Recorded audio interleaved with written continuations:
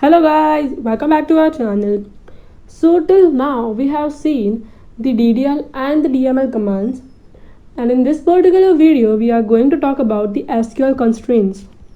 Now what are SQL constraints, where they are used, etc. So first let me give you the examples that where the SQL constraints are used.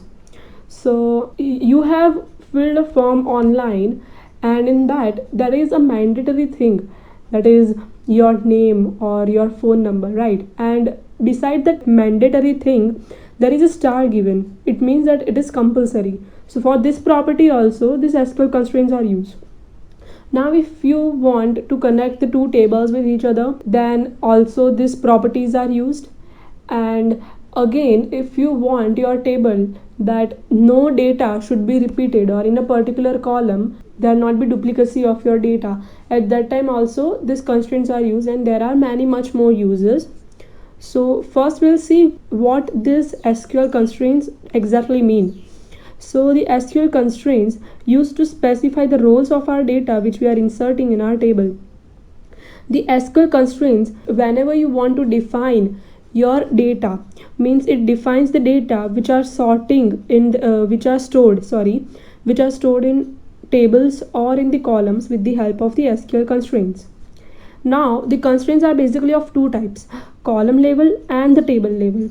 What the column level means: so whenever you are applying that constraint in your column, then it is called the column level, and whenever you are applying the constraints in the table, then it known as the table level constraints. So this is about the constraints, but how to apply these constraints, right? So with the help of the DDL commands, that is data definition language, you can use these SQL constraints and you can insert them with the help of the table, that is where it is applied in a particular column or a table. So it is used with the DDL commands. So there are different types of constraints, that is not null, unique, primary key, foreign key, check and default. We'll see them in detail. The first come is the not null. Whenever we used to insert our data in a particular table, so sometimes we skip that particular values, that is in the previous videos also, if we insert a data and if we skip that particular column's data, then it is giving us by default that it is null, right? The value which is not written, it will give you the place as null. So if there is an compulsory entry that this column should contain each and every field, it should not be null. So at that time not null is used. Now suppose here in this table the account number is mandatory for every entry, right? But you have someone which is inserting the data has not inserted its value. So if you want to make it compulsory that this value, this field should be filled compulsory, at that time not null is used. So if you apply the not null constraint, then if someone is missed to write that particular value, then it will give you an error that it is mandatory to write. So then after that you will get this kind of result. So what exactly not null do? That a not null constraint cannot have a null value in it, means the column becomes compulsory column and cannot left any empty value in that particular table or in that column. Now the other comes is unique. Now there are many things which is duplicated, right? If you are inserting your data, you have multiple datas, but it is possible that there are many datas which are same, but if you want to avoid that particular thing, then the unique is used. Now suppose the account number in a bank, so account number cannot be same for every customer, right? So at that time we use unique constraint, so that if the person who is doing the entry is writing the entry twice by mistake, that is here it is written 104, so he didn't know that it is a number taken by another customer, this account number is given to some another customer, right? So to give him the message that this is already taken, so for that unique is used. So if you add the unique constraint in this particular table for account number, then if you have duplicated or if the number is been repeated, then it will give us that this number is already taken, and then there is no mistake. So here the column is defined as the unique, cannot duplicate values across the whole records. You have to write it which is unique. Now In a table, if there are 12 to 15 columns, then you can give unique constraint to multiple columns also. So many unique constraints are there in table. Now it comes the primary key. So primary key also works as a unique constraint itself.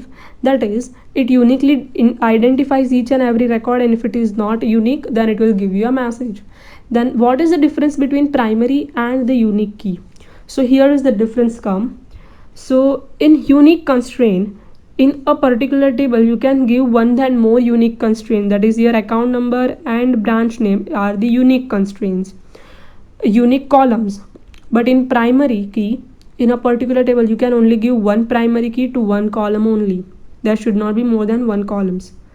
And also unique, you can see that here all the datas are inserted, they are unique, but also the null is used. Means if you are inserting your data, it is unique, but if you are skipping some data, then also it is okay. But in primary, it should be unique as well as not null. You have to write each and every data.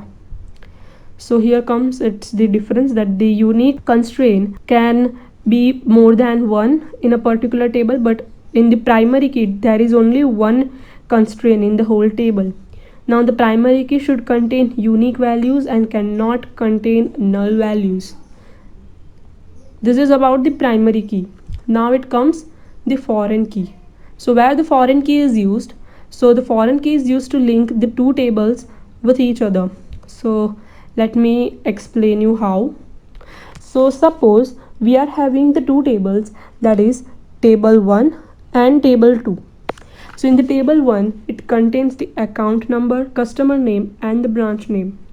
Here in the table 1, the customer name works as the primary key, suppose, right? And now suppose you want to get the details of the customer's city. There are many customers, you want to get its particular city, right?